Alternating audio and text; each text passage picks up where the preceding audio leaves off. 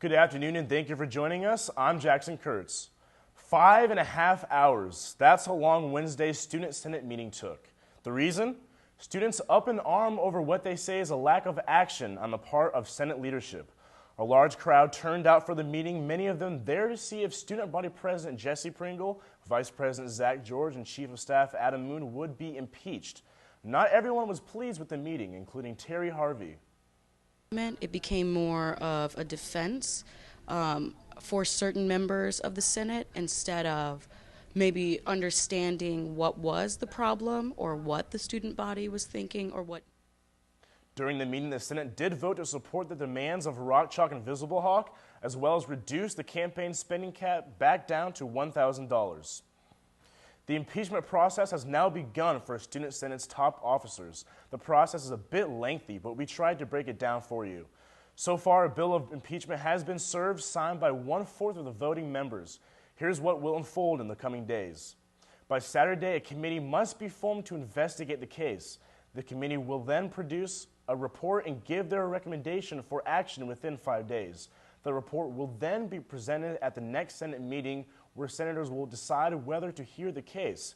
If Senate votes to hear the case, a special session would take place within 5 to 10 days. Pringle, George, and Moon will be able to respond and answer questions at this time.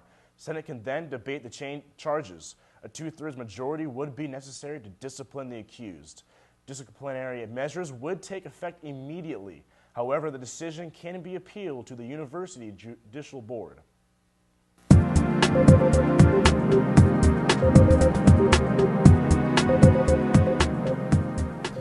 Welcome back. Joining us today for our Senate sit-down is Student Body President Jesse Pringle. Jesse, thank you for being with us today. No problem. I'm glad to be here. You know, it has been just eventful 2 weeks here on campus, and all the events occurring across the world. Right. How are you doing? How are you coping with everything going on? Yeah. So I think I'm moving forward. I'm looking at what actions can be taken. You just kind of got to get over it, and I think this past week has been a really nice reality check for a lot of us on campus. A lot of us just kind of sit in our comfort, and we can't really progress and learn without getting out there and doing something. Right.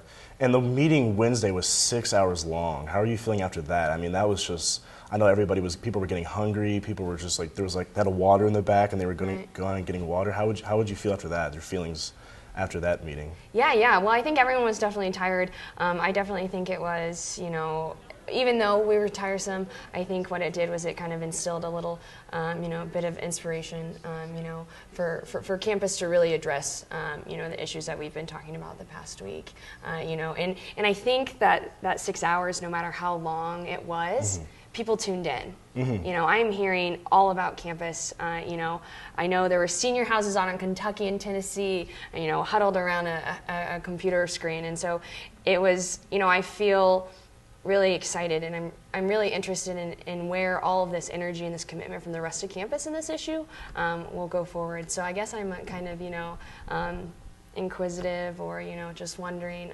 just watching right now.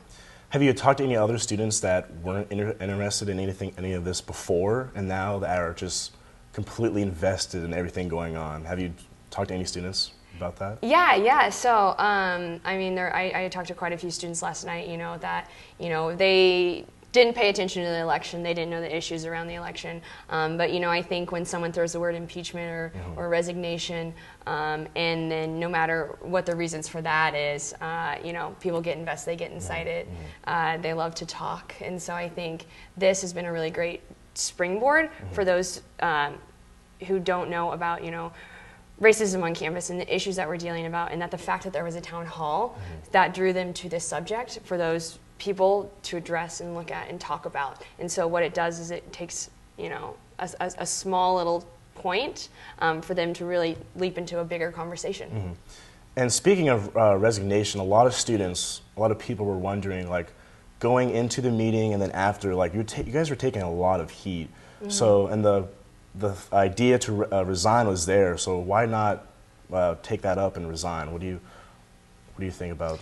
Well, yeah. So we didn't resign, and I think we were pretty sure that whether we resigned or whether or not the impeachment petition would come. And so I think by not resigning, what it does is it really gives the Senate body the ability to say what are they feeling? Are they fulfilling their platforms? Are they fulfilling their promises to us? Are they addressing issues? Are they really making the change that they want to? And I think it's we're taking the opportunity to change direction, to be more committed.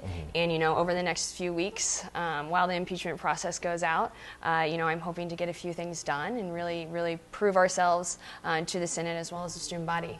And do you think the trust between the students and the the students and the Senate has become more, has created a more disconnect, or has created a more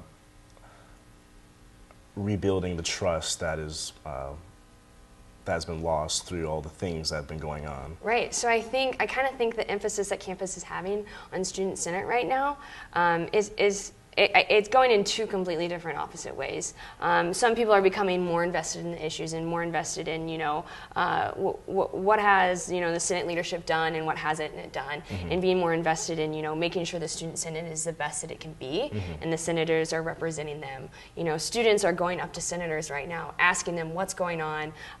They're giving them their opinions, and so I think right now the senators are receiving more feedback from students than ever before. And so that's really interesting. We're really excited to see how that plays out. And then, the other direction you're seeing is, oh, it's the same old Senate. It's full of scandal. It's all of people building their resumes. It's all about, self-serving interests. And so I think you're seeing, the camp that's always existed about, kind of negative views towards Senate. But then I think you're seeing this population emerging that are becoming more and more invested in having their voice heard through their senators. Well, hopefully we can all get it all resolved and taken care of. Right. Well, thank you for being here with us today. No problem. I'm glad to be here. Still